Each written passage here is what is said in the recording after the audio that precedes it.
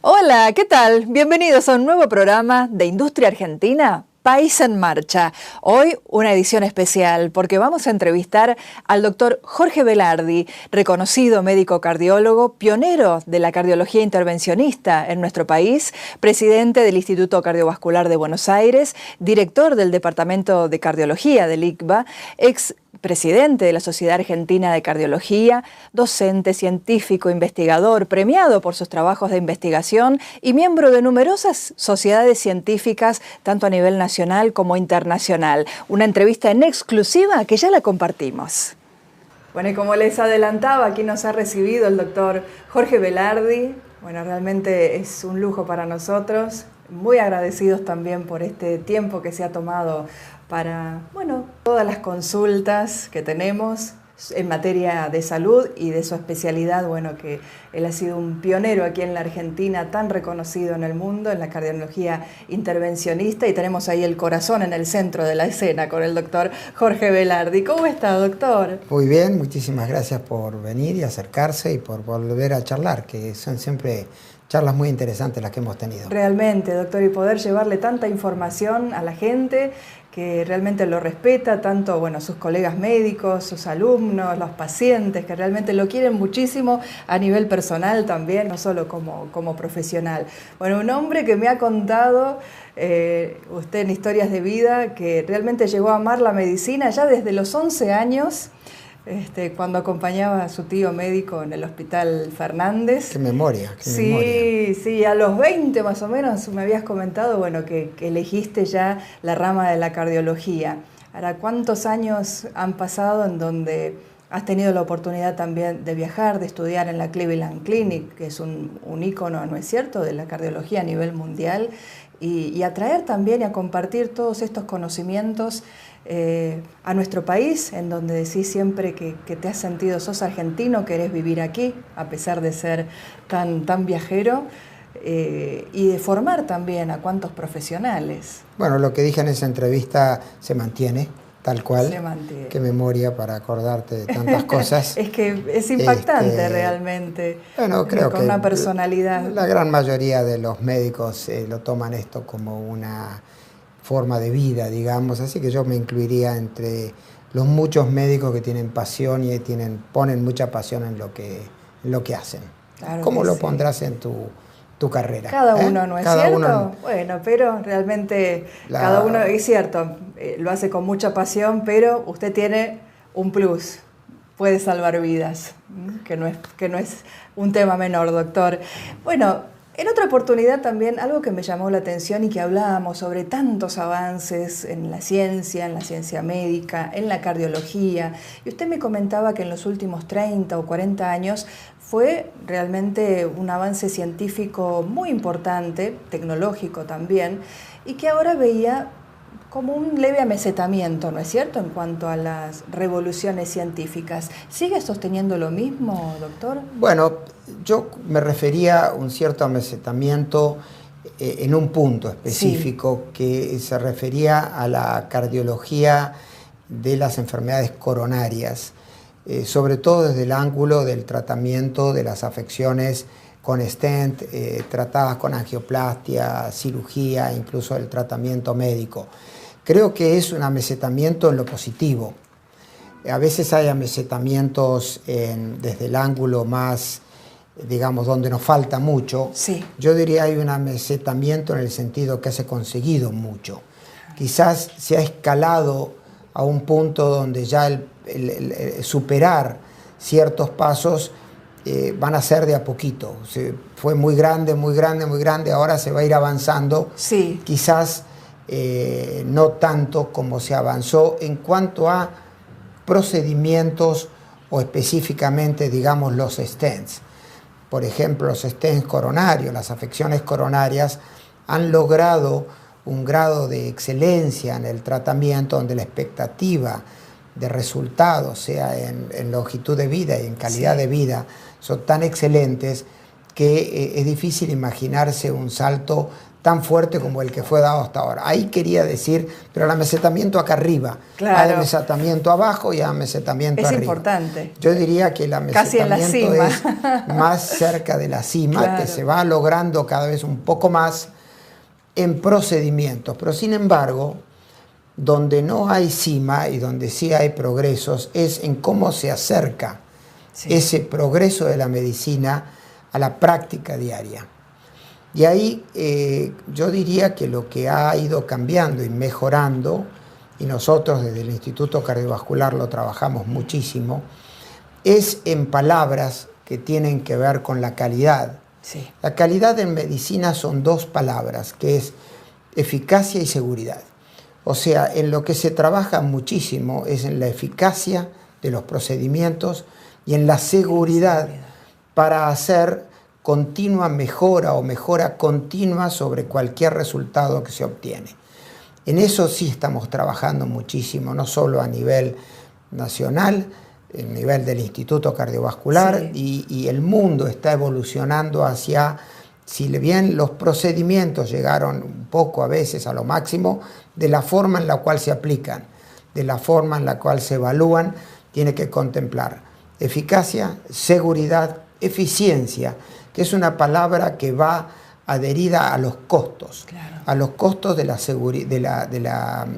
salud en general y la adecuada utilización de los recursos para que le llegue a más gente, claro, y que los costos sean algo que se puedan, se puedan afrontar.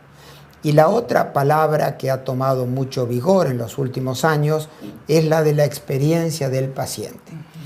Acá nosotros en el instituto y muchos lugares del mundo lo están tomando y nosotros, por ende, copiando y adaptando, se pone al paciente en el centro de la escena.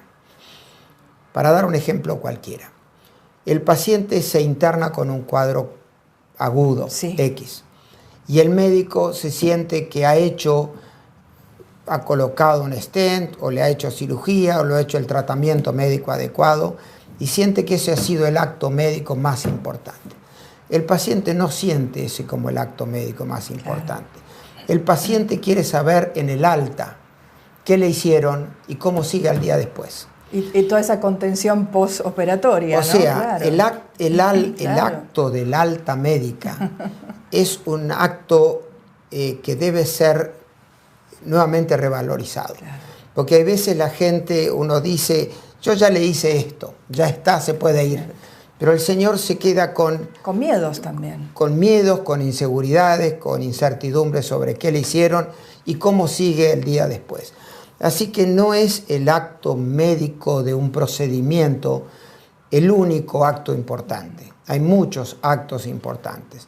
En la evaluación, en el tratamiento, en el alta del paciente hospitalizado o en la información a ese paciente que consulta del otro lado del escritorio y en el seguimiento de su enfermedad. Hoy tenemos que pensar que un paciente que se acerca por un problema cardiovascular, tenemos que llevarlo a sus 80 años de expectativa de vida. Por lo cual el compromiso no es ese día, sino el resto de su vida. Claro que sí. Por eso también siempre hablaba de, además de esto, ¿no es cierto?, de la prevención. Usted me decía en una oportunidad, por muchos años estuvimos hablando sobre la enfermedad. Hoy queremos hacer hincapié en la prevención de la salud y del sistema cardiovascular de las personas. En la Argentina hay una tasa muy alta, ¿no es cierto?, de enfermedades cardiovasculares, tanto en el hombre como en la mujer. Digamos, para simplificarlo, 1 de cada 3 argentinos tiene algún problema de alguna magnitud. Hay enfermedades que están declaradas y hay enfermedades que están escondidas. Digamos que básicamente todos sabemos que hay 3 situaciones de patología, que es el colesterol alto, la presión arterial alta y la diabetes, que son enfermedades que se van generando y que necesitan tratamiento médico. Después hay otra serie de cosas que están ligadas a los hábitos de vida, algunos de los cuales llevan a estas enfermedades, que es el tabaquismo, el sedentarismo, la obesidad y el estrés. Entonces, hay cosas sobre las cuales hay que trabajar desde el ángulo medicamentoso y hay cosas de las cuales hay que trabajar desde el ángulo educativo y de la, digamos, de la forma en la cual la gente vive, que se llamarían hábitos de vida. Y cómo comen, ¿no es cierto? Se han hecho campañas importantes, por ejemplo, con el uso de la sal, del salero en los restaurantes, en lugares públicos, por ejemplo, bueno, de los productos elaborados, tratar de que las empresas no le pongan tanto sodio, ¿no es cierto?, o conservantes que también el organismo va acumulando, ¿no?, más de lo que por ahí uno puede usar en una casa cocinando alguna comida casera. Y realmente, bueno, ese tema lo han tocado también muchísimo y han hecho campañas muy importantes. También todos los médicos, ¿no es cierto? Tanto desde el que uno puede ver desde un consultorio hasta en los medios de difusión. Hay algunos estudios recientes de Harvard que son interesantes, que hacen a lo que es expectativa de vida. Sí. Por un lado están, podemos decir, elementos duros. Elementos duros serían aquellos donde los médicos actuamos desde un ángulo directo, que tratamos el colesterol, tratamos la presión, tratamos la diabetes, tratamos el infarto, sí. y la historia clínica se compone de una serie de datos médicos. Sin embargo, hay otras cosas que se asocian a expectativa de vida, que tienen más que ver con elementos blandos. Los elementos blandos son más, si uno lo quisiera poner desde el alma, digamos, que son elementos ligados a comportamientos, a la sociedad en la cual se vive y a la forma en la cual la gente vive. Parece que el relacionamiento, la forma en la cual, la felicidad es una palabra compleja, pero digamos, la forma en la cual uno va llevando su vida, en sus afectos, en la forma en la cual se relaciona con la sociedad, con su familia y con sus seres queridos o no queridos, pero el relacionamiento está muy asociado a la expectativa de vida. Claro. Entonces hay que trabajar elementos duros y blandos en lo que hace a la salud global y específicamente a la salud cardiovascular. Doctor, también tuvimos la oportunidad de estar en la presentación de un proyecto muy importante que usted lo está llevando a cabo ya a nivel mundial y que se llama Stand for Life, que lo presentó hará un año o un poquito más, recuerdo. Tuvimos la oportunidad de estar allí en el auditorio de la Sociedad Argentina de Cardiología con, bueno, funcionarios de gobierno que hoy, en el caso del doctor Pérez Baliño, que en ese momento era funcionario del gobierno de la ciudad, ahora es viceministro de la Nación, y directivos de los hospitales públicos de la ciudad de Buenos Aires, en donde pudieron, bueno, cada uno llevar sus preguntas y sus inquietudes y contar cada uno, bueno, por las inquietudes que tenían y la problemática de su hospital en sí. Me gustaría saber, bueno, si este proyecto que realmente comenzó como algo realmente muy interesante para llevarlo a cabo en nuestro país también, ¿cómo sigue adelante? Estamos muy, muy, muy entusiasmados con los logros del primer año. Ah, qué bien. Esto lo hacemos en conjunto con las sociedades, o mejor dicho, yo estoy coordinando, pero es una unión de la Sociedad Argentina de Cardiología, sí, con la Federación Argentina de Cardiología y con el Colegio Argentino de Cardiólogos Intervencionistas. Bueno, usted fue presidente de la Sociedad Argentina de Cardiología. Fui presidente de la Sociedad Argentina de Cardiología cuando empezamos con el concepto de trabajar para reducir la mortalidad cardiovascular. Claro. El infarto es una de esas afecciones o situaciones de emergencia que requieren no tanto dinero como sistemática, educación y cultura. Por lo cual, cuando uno quiere trabajar en reducir la mortalidad del infarto, es trabajar sobre cultura, comportamientos. Lo que hicimos primero fue hacer un mapeo de la situación, entender qué está sucediendo, tratar de identificar las barreras y luego ir implementando planes. Hemos aprendido mucho, es difícil en una entrevista así traducirte todo lo que se ha aprendido, pero hemos identificado barreras, y las barreras son en 2 o 3 niveles. Por lo menos hay que entender que cuando se tiene un infarto y uno lo trata muy rápidamente y destapa la arteria, tiene una expectativa de vida a ese infarto muy alta, que supera el 95%. O sea, que a pesar de estar teniendo un infarto, tiene chances de seguir adelante en un 95% de las veces o más, si es tratado en tiempo y forma. La problemática se divide en 4 títulos. Uno es el de destapar la arteria, que se llama tiempo balón. Sí. Para atrás es la puerta por la cual entra esa institución. Se llama tiempo puerta-balón. Para atrás es el primer contacto médico que tiene ese paciente. Desde que el paciente toma contacto con un médico, se llama primer contacto médico.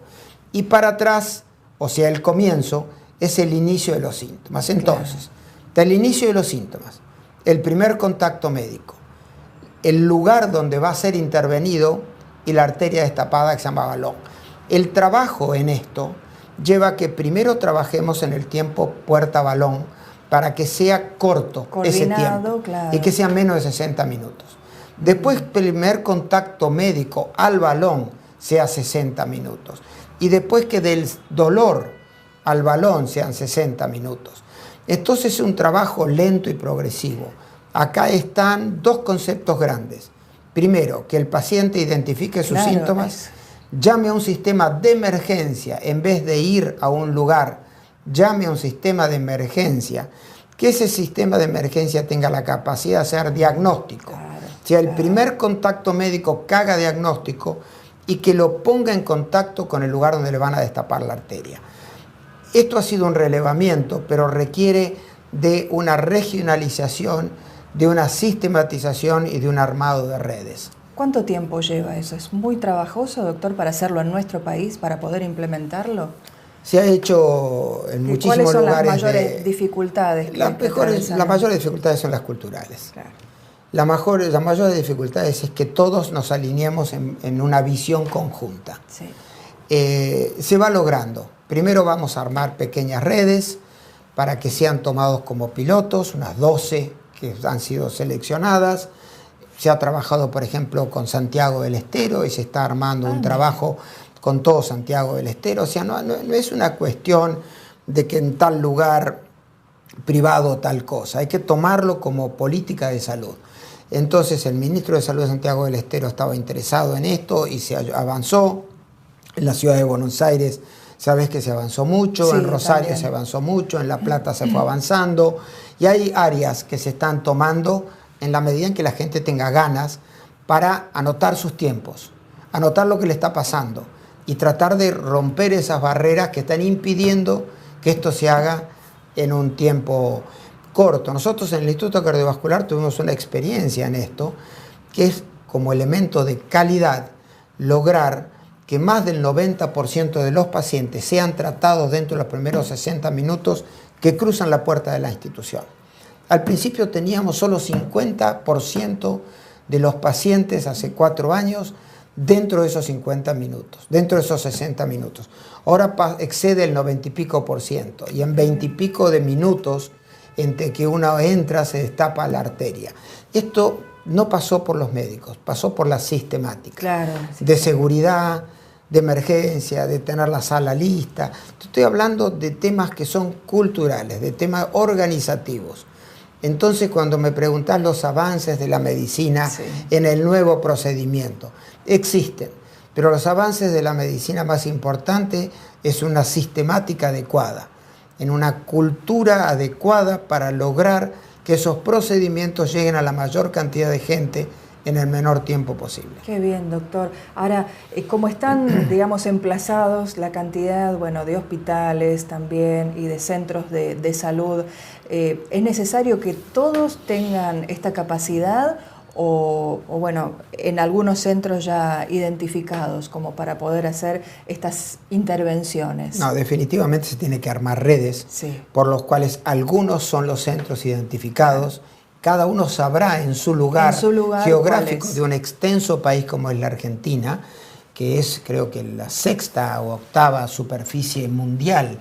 O sea, es un país muy extenso, muy grande, que tiene graves problemas en falta de integración entre lo público, lo de obra social y lo privado. Es cierto. Que tiene extensiones geográficas que a veces son inabarcables, donde una sistemática no es la adecuada para todos. Cada uno regionalizando sabrá qué es lo mejor. Perfecto. En algunos lugares hay que darle una medicación, trombolíticos y después derivarlo. En otros lados se podrá derivarlo dentro de la primera 60 minutos a un lugar adecuado. Cada uno va entendiendo de la mejor forma que puede hacer para que en el infarto, por ejemplo, se pueda llegar lo antes posible. Después hay regionalización que me excede, que es más epidemiológica, en centro de primer nivel, atención primaria de la salud, etcétera, etcétera. Pero sí, no es tema de todos tienen que saber hacer todo. Cada uno puede entender hasta este lugar sí, después de acá se deriva. Acá este lugar sí, después se deriva. Y existe esa palabra ya instalada hace mucho tiempo de distintas complejidades de hospitales, por ejemplo. Doctor, hacemos una pequeña pausa, ¿le parece? ¿Cómo no? Seguimos Con charlando. todo gusto. Yo estoy realmente apasionante, poder escuchar al doctor Jorge Velardi. Seguimos con más Industria Argentina, País en Marcha.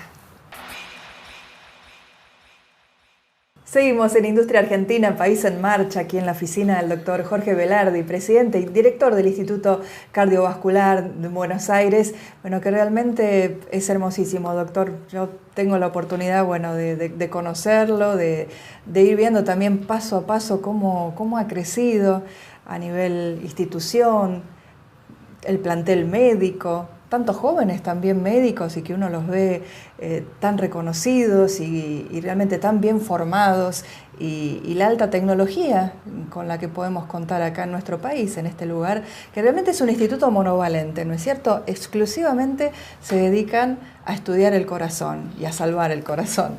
Sí, somos una institución que ya este año cumple 38 años, 38 de proyecto médico. Sí. Yo diría más que una institución, es un proyecto médico cardiovascular. Por supuesto que cuando uno tiene pacientes cardiovasculares, en el volumen que tiene el instituto, que son cerca de 200.000 pacientes por año que estamos viendo, que es muy grande, la patología cardiovascular acompañada de otras enfermedades a veces, pero hace falta cubrirlas con especialistas tanto de pulmón, de nefrología, claro, de gastroenterología, de hematología, de infectología y medicina interna y una serie de áreas, neurología, etcétera, que tienen que ser cubiertas en forma permanente. O sea, si bien es monovalente, necesitamos cubrir las otras áreas para asistencia a pacientes cardiológicos. O sea, primariamente son siempre cardiovasculares. Sí. Pero hace falta entender al paciente siempre como un todo, ¿no? Global, claro. Sí, me decías de lo de médicos, jóvenes, etcétera. Hoy el instituto ya tiene 222 médicos trabajando y la realidad es que tenemos un programa de residencia y de capacitación de 40 y pico de médicos que están en distintos grados de capacitación, gente generalmente jóvenes, que llevan menos de X años de recibido, menos de 10 años de recibido habitualmente, donde están en distintos grados de capacitación. Es una institución de alta complejidad, sin lugar a dudas. No podemos negar que la institución le llega patología de alta grado de complejidad. Sí. Y podríamos dividir esa complejidad desde distintas áreas de la patología cardiovascular. De la cardiopatía isquémica, que es la enfermedad coronaria, de los infartos, angina, desde lo que es la insuficiencia cardíaca, que son un grupo de pacientes que llegan a que el músculo cardíaco esté con problemática, desde el ángulo de lo que se llama cardiopatía estructural, o sea, de las válvulas en sí mismo y del músculo cardíaco, desde el punto de vista de las válvulas, es una entidad que ha crecido en forma increíble. Hoy un altísimo porcentaje de los pacientes que se acercan al instituto es por temas vasculares, temas valvular. Desde el área de las arritmias, que es una patología muy frecuente, muchos pacientes se acercan a la institución por especialidades ligadas a las arritmias, por fibrilación auricular, las palpitaciones, que son lo que sienten los pacientes, las arritmias ventriculares complejas, desde el ángulo de las arritmias, desde la patología vascular, que es la patología de las piernas o de la aorta o de la carótida, y de la patología de la prevención global, que es hipertensión, diabetes. Tenemos una unidad de diabetes muy fuerte, de hipertensión muy fuerte y de dislipidemias o trastornos del colesterol. Lo hemos tenido al doctor Sinay también acá. O sea que la patología cardiovascular, cuando se maneja este volumen, se disgrega en subespecialidades asistidas por imágenes, por la sala de hemodinamia, la sala o quirófanos y la sala de estudios electrofisiológicos o de tratamiento electrofisiológico. Así que es un andamiaje matricial, digamos, complejo, donde hay que armar una situación sofisticada de alta rotación de pacientes también, porque claro, tratamos de que los pacientes estén el menor cantidad de tiempo necesario internados para poder salir nuevamente al ruedo y restituirse a su vida habitual. Con un gran apoyo, como decía usted, también psicológico, y además de cómo seguir con su vida normalmente sin esos miedos que suele uno tener después de alguna intervención o de algún problema, con estas charlas también abiertas a la comunidad, donde hasta los familiares pueden asistir, ¿no es cierto?, y dar apoyo también al paciente. Y yo lo veo, doctor, y me imagino, bueno, usted en sus comienzos también como médico, como científico, y ahora que puede contar también con tantas otras herramientas tecnológicas.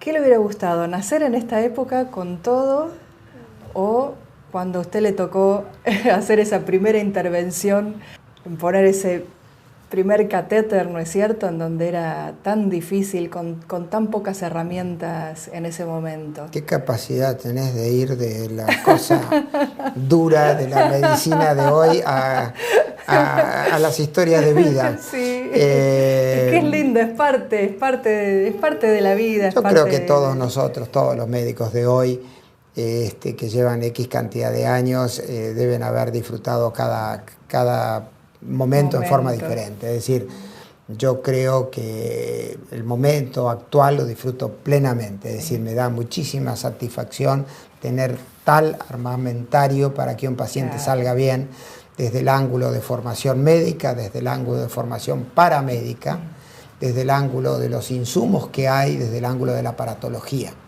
y de la sistemática. Para nosotros era más artística la práctica médica que científica.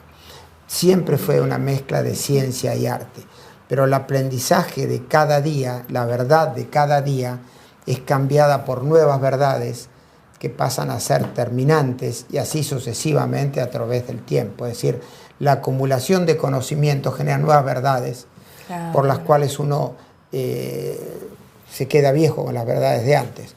Pero hay ciertas cosas que hoy se llaman medicina basada en la evidencia, que se llaman guías clínicas, que se llama una medicina basada en el conocimiento científico, que facilita, a veces exagerando diría que hace falta más gente obediente que inteligente para practicar medicina. Hace falta seguir lo que está escrito y en todo caso reformular lo que está escrito. Es como que hay una teoría y una práctica. A veces es mejor teorizar sobre la práctica que practicar teoría. Por lo tanto, hay que aprender sobre los casos y lo que se diría aprendizaje basado en el problema, donde para nosotros es un dogma educacional o educativo, que es el aprendizaje basado en los casos, en la problemática. Eso se discute, se teoriza y quizá deje pautas para nuevos pacientes, pero cuando uno está en una alta rotación, mucho volumen, tiene que saber qué hace, y el saber qué hace no debe quedar improvisado, sino debe ser hecho, sobre todo en lugares académicos, en lugares con residencia, en medicina que tiene ese título de basado en la evidencia, pero de cualquier manera hay que hacer una medicina basada en la necesidad del paciente. Cada paciente es un mundo especial, porque cuando uno habla de mortalidad hay que ajustarla para esa patología, para esa edad, para ese sexo, para ese momento de la enfermedad adecuada. Entonces, tener fórmulas matemáticas donde uno lo mete en la computadora y lo trata según la computadora, tiene un porcentaje de fallo que está dado por que hay enfermedades y enfermos. Es un dicho muy viejo, pero la verdad que sí, hay enfermedades y hay enfermos. Preferimos los enfermos como foco a tomar las enfermedades como foco.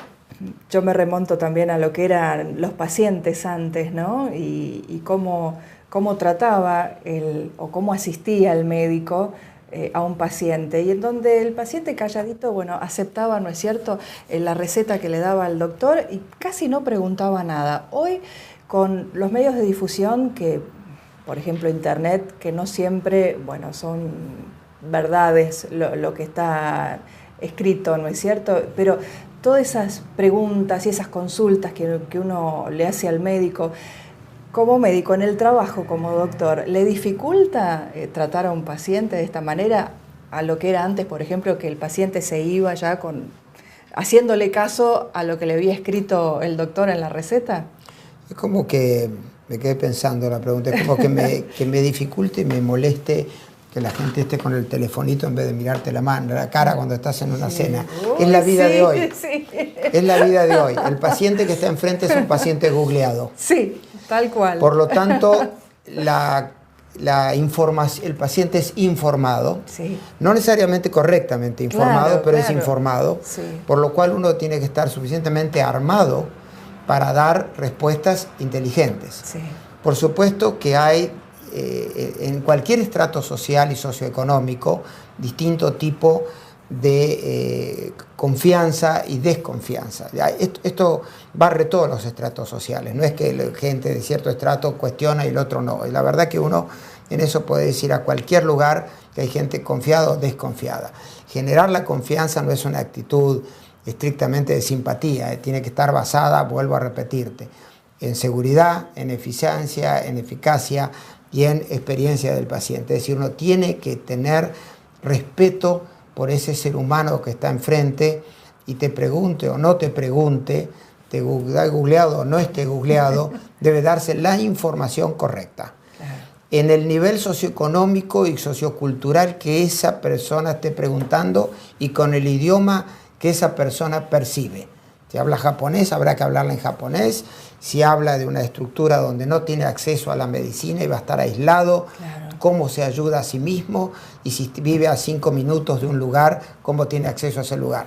Pero no es una fórmula de esas que llaman una talla para todos. Es decir, tiene que estar individualizada, personalizada, porque si no, no lo ayudas a esa persona. Así que yo diría que uno sí, el paciente informado representa una nueva problemática. No creo que haya mucha gente que se siente enfrente de un médico y diga, doctor, lo que usted diga, yo hago lo que usted piense y me entrego. Sí, hay uno que otro que lo hace así en confianza por previas experiencias, claro, o lo que sea. Pero hoy el respeto hacia ese paciente es darle la información correcta y que tenga alternativas de tratamiento en el nivel sociocultural, que entienda lo que uno le está diciendo. Exacto. Doctor, usted siempre dice, bueno, que me remonto también a hechos de historias de vida, y me había quedado también pendiente en una oportunidad que me contara algunas anécdotas de esas primeras experiencias ya como médico residente en la Cleveland Clinic, en donde decía, bueno, había un médico que estaba al frente del lugar y uno lo acompañaba. Y yo era tan curioso que me pegaba a ese médico para ver, ¿no es cierto?, todo, para poder seguir estudiando y seguir aprendiendo. ¿Qué recuerdos tenés de esa época, de gente importante también que te ha tocado atender? Yo sé que no te gusta, para vos todos los pacientes son importantes, pero digamos con mayor conocimiento de renombre, ¿no?, a nivel internacional, actores, hasta reyes y presidentes. No, esto era la Cleveland Clinic, ¿no es cierto? Sí. La Cleveland Clinic era y es un lugar de referencia mundial de tal magnitud que se acerca ahí todo tipo de gente, ¿no? Estaba leyendo hace poco, no a hacerse ver, sino a visitar como centro, sí, asistencial. Obama va a mirar como centro de referencia, por ejemplo, la Cleveland Clinic. O sea, es un lugar donde si te toca estar en ese momento como residente o como médico, estás expuesto a un grupo de gente, o un subgrupo de gente que viene con 17 personas a los costados, ¿eh? Ellos han atendido siempre reyes de Arabia Saudita o de distintos lugares, artistas de distintos, sí, lugares, y sí, es como que es interesante esa experiencia de ese ser humano diferente, porque en cada caso te puede resultar, te comentaba, pero nunca me voy a olvidar de de Paul Newman, porque era una persona que yo no sabía que los artistas y muchos cinematográficos o de teatro eran personas, uno se imagina un nivel intelectual superior, porque solo memorizar todo lo que tienen que hacer, y lo son, ¿no? Entonces son seres humanos de un nivel intelectual extremadamente alto. El tener contacto en la Argentina también. Hay cierto grupo que tiene un entrenamiento para ciertas cosas cuyo nivel de interactuación es fascinante. Uno se siente muy comprometido. Y nivel espiritual. Y a veces te da un poquitito como de miedo, cómo le hablas, cómo te acercás, lo cual no es positivo, porque es bueno para todo el mundo que se sientan tratados de la misma manera. Cuando tenés demasiado respeto y te da un poco de miedo que le decís, tampoco suma. Yo creo que hay que tratar de tener suficiente experiencia y suficiente jerarquía de lo que uno está haciendo, donde la presencia del otro no sea intimidante, ¿no? ¿Y cómo era él? Porque realmente es uno de los actores, la verdad que tan buen actor, pero además, bueno, a las mujeres nos encantaba, ¿no? Mucha facha, Paul Newman, muy como lindo. Toda esta clase de gente era particularmente sencillo, es decir, a veces cuanto más pseudo arriba están, más simples son la gente, y otras veces son de un mal humor desconsiderado, digamos. Pero bueno, yo creo que al día de hoy uno en la Argentina tiene vivencias que dicen, uy, qué problemático le debe ser tratando a tal persona, porque tiene connotaciones a veces políticas, a veces de trascendencia. Claro, es cierto. Pero cuando la institución es suficientemente sólida... Atender a presidentes también, sí, ¿cierto? Que no es fácil por digamos, el manejo del entorno. Mucha gente. Nosotros hemos tenido en otra época de la historia argentina que atender y no sé si la palabra te intimida, pero te obliga a tener una serie de consideraciones especiales, a veces que son obligaciones comunicacionales, obligaciones de la seriedad con la cual se transmite la información, de la reserva de las cosas, etcétera, etcétera, ¿no? Doctor, ¿tiene alguna asignatura pendiente en su vida? Espero que muchísimas, porque si no se me acabó la vida. Sí, supongo que tengo muchísimas. Nosotros, desde el punto de vista solo del instituto, ahora está en un proceso de expansión muy grande, así que sí, es una asignatura pendiente que se complete una situación que ahora tiene una ley de la ciudad que lo permite, así que es una asignatura pendiente que el instituto tenga una estructura edilicia mucho más amplia, son las asignaturas pendientes. Bueno, podrían tener alguna sucursal, si vale el término, en el Gran Buenos Aires también, doctor. Estamos aquí en la capital federal. Mira, yo me imagino, si querés hablar de futurología, que por ahí los hospitales, más que cama, van a tener capacidad comunicacional virtual. Es decir, cada día uno ve más que la medicina puede ir hacia una no necesidad asistencial directa, sino hoy hay muchos medios de comunicación que hacen que empresas como Apple, Google, Dell, IBM, Intel, etcétera, se han metido en medicina de una manera que te va a impactar en no mucho tiempo, y nosotros desde el instituto ya lo estamos trabajando, donde no necesariamente el contacto tiene que ser físico o personal, digamos, también puede ser a distancia. Entonces, yo creo que eso va a invadir cierto grado de la medicina. Hay empresas, qué sé yo, no sé, algunas empresas no necesariamente tienen, hoy es una mala palabra, pero una empresa más grande de taxis en Estados Unidos no tiene un solo taxi, que es Uber. Entonces también hay empresas hospitalarias que puede ser que no tengan hospitales, sino que tengan organizado un sistema de consultas a distancia. ¿Y cómo funciona, por ejemplo? Uno puede estar frente a una cámara. El seguimiento de los pacientes crónicos. que a veces el contacto es para revisar ciertos ítems, claro. A veces hasta el mismo teléfono te transmite la información, sí, de la frecuencia con cardíaca, del oxígeno. Con alguna aplicación. Con aplicaciones directas, claro. La presión arterial, 4 o 5 cosas que no hacen necesario que una persona se transporte con un traslado que significa costo, etcétera, etcétera. Esto debería reducir el costo médico, sí, no aumentarlo. No va a ser un nuevo aparatito, va a ser una nueva forma de hacer medicina. Y el instituto está abriéndose a esas formas también. ¿Y en qué partes del mundo, digamos, esto ya está funcionando correctamente? Hay organizaciones en Estados Unidos y en Europa que las están haciendo, por lo cual hoy hay algunos ejemplos. Kaiser tiene, por ejemplo, este sistema de hospital que llaman así medio triangular, donde hay un vértice que necesita X cantidad de consultas y otro que necesitan otros. O sea, hay modelos que están empezando a funcionar. Bueno, doctor, ¿y qué? O sea, sueños pendientes, hay muchos, un montón. Hay muchos. Un montón. Pero son grandes, sus sueños. Son elevados, es lindo, doctor. Yo creo que todos nosotros debemos tener muchos sueños pendientes. Yo creo que la juventud... Pero son para la comunidad, para la sociedad. Todos sus sueños.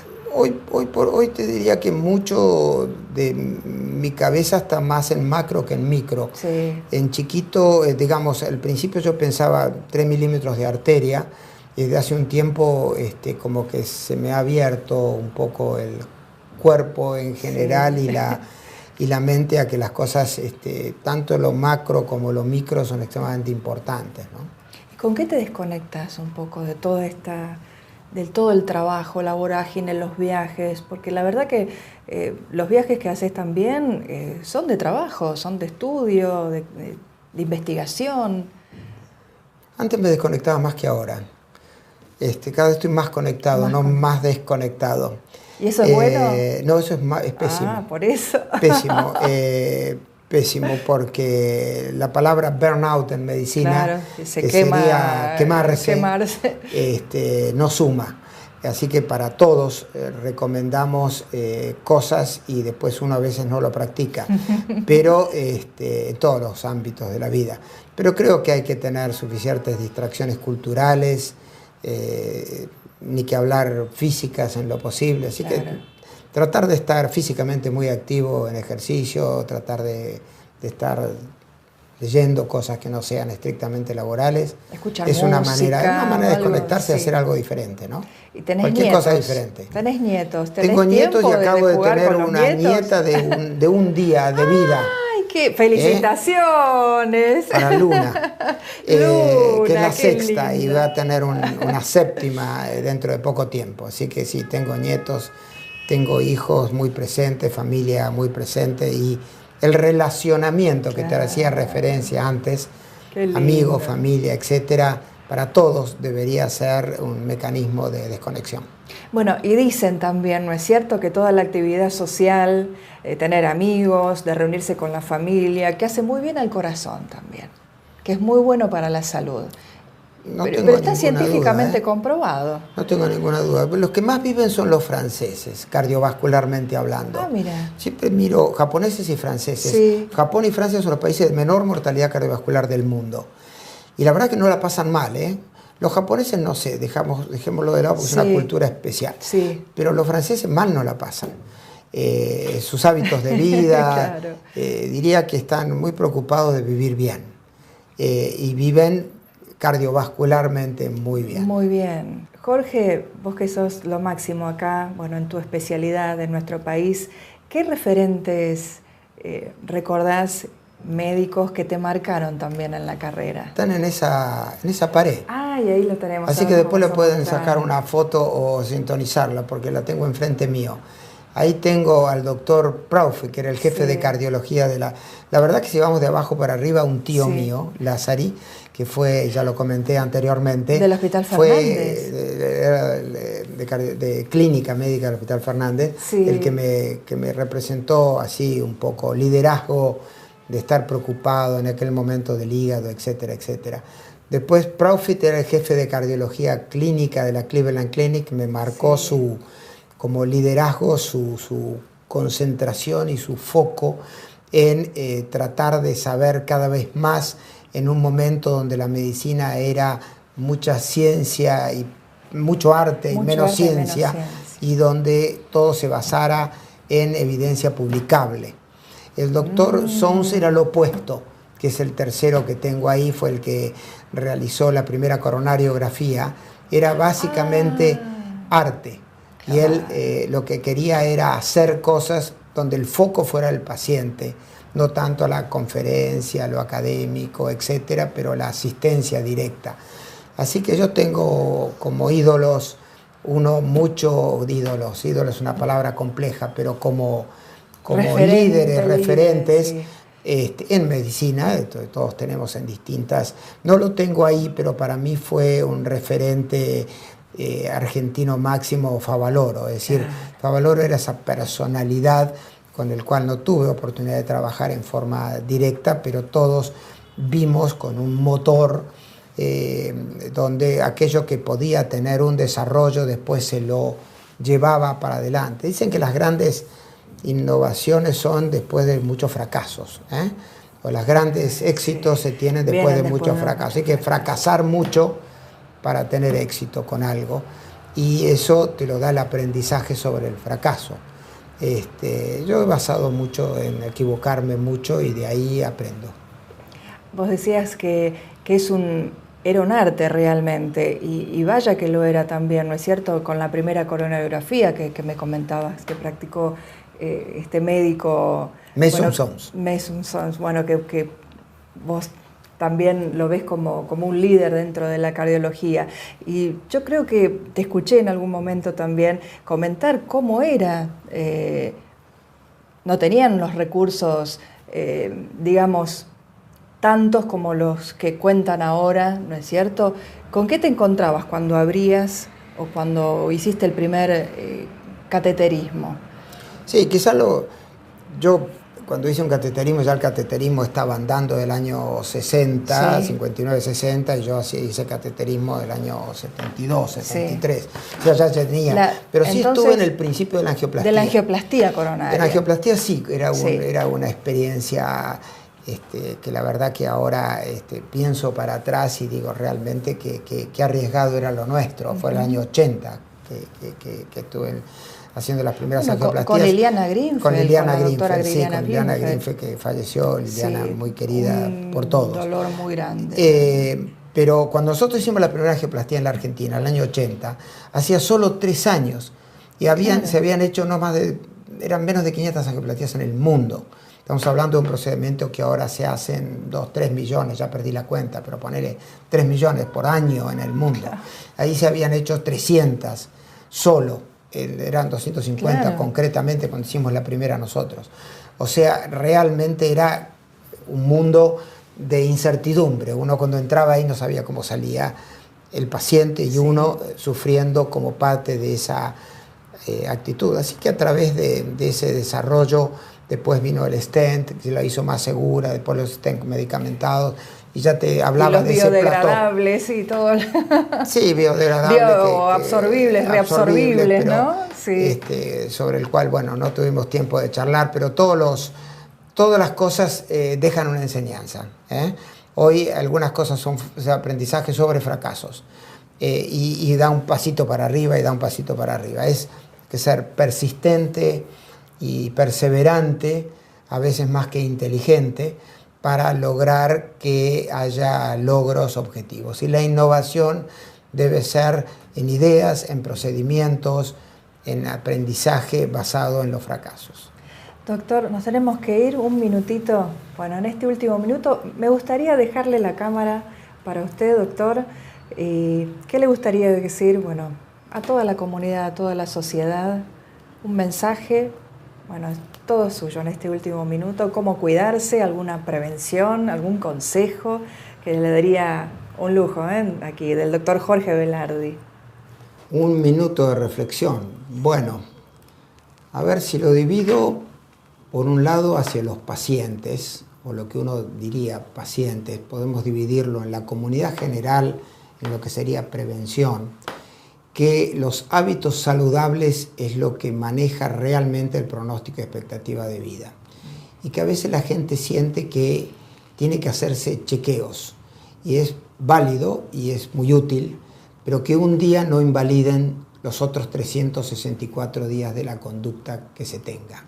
Desde el punto de vista de política de salud, realmente hay que... Es profundo la reflexión que uno puede hacer. Necesitamos políticas de Estado, no gobiernos que hagan una cosa u otra, sino que, así como siempre pienso que un sanatorio se construye en 3 años, digo que un proyecto médico se construye en 20, 30. De cualquier manera, políticas de salud tienen efecto a mediano y largo plazo. Uno puede estar haciendo muchas medidas o muchas cosas que realmente tienen impacto en un año. Pero lo importante es lo que tiene impacto a 10, 20, 30 o 50 años. Y para eso hace falta políticas a largo plazo de salud. Creo que entre todos nos podemos ayudar. Qué reflexión. Gracias, doctor, por habernos recibido, por habernos brindado no solo su tiempo, sino compartir sus conocimientos con todos. Y nos quedó un tema pendiente, que usted lo nombraba, que es toda la evolución del stent, pero ya me dice así la productora, me gustaría quedarme un minutito a hacer un bloque para un próximo programa, pero yo ya ante la audiencia me despido y le agradezco muchísimo, doctor Velardi. Ya me despido como siempre, con mi gran besito de la buena suerte. Soy Claudia Panosian, los espero el próximo domingo a las 21 horas aquí por Metro. Chao.